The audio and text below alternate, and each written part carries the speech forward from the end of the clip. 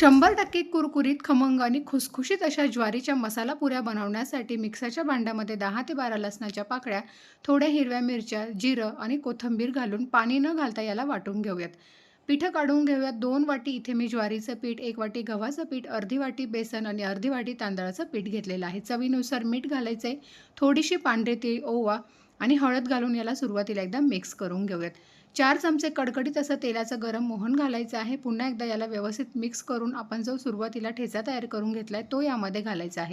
अगदी घट्टसर असं आपल्याला याचं पीठ भिजवून घ्यायचं आहे. त्यानंतर याची पोळी लाटून घेऊया आणि दोन्ही साईडने थोडीशी आपल्याला तीळ लावून घ्यायची आहे.